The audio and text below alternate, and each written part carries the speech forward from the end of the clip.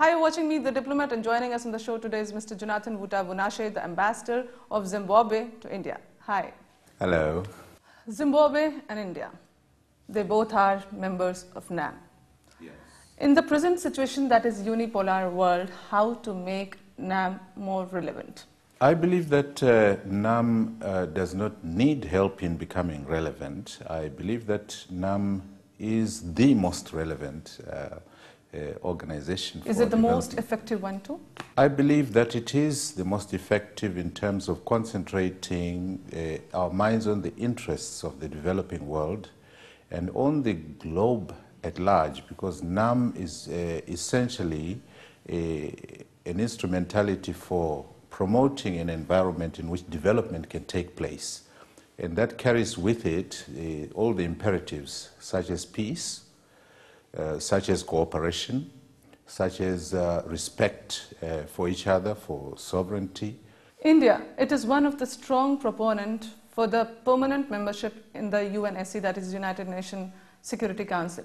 What is your stand on the claim that India is making to get the permanent membership in the expanded seat of UNSC? The entire African continent has no difficulty at all in supporting India in any forum, including in the United Nations Security Council.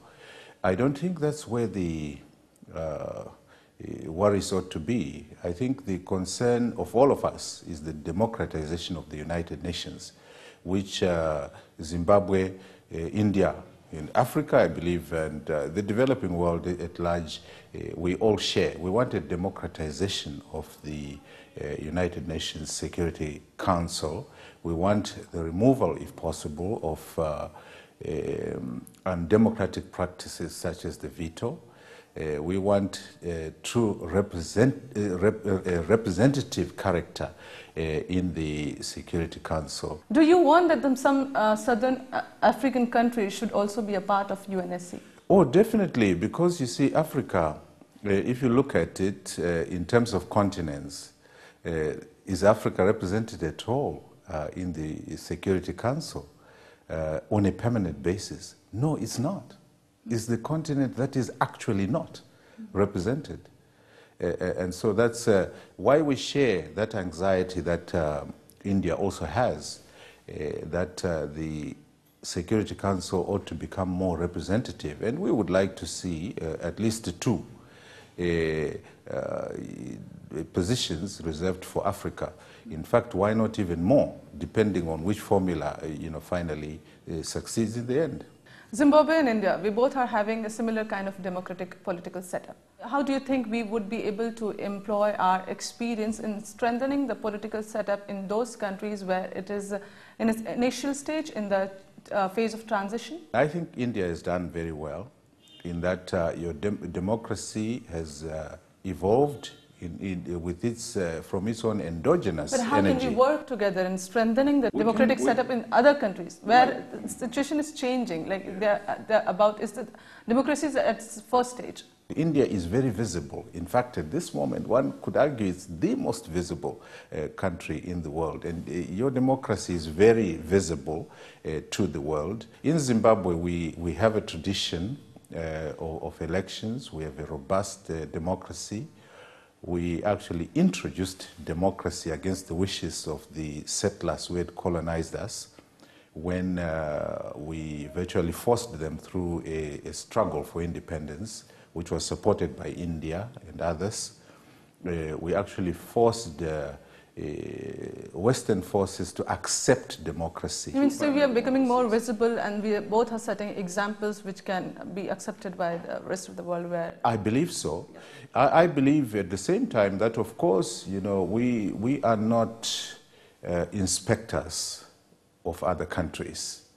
The moment any country arrogates to itself that kind of position. You just now said we are not inspectors for other countries, but it reminds me to ask one question. Yes.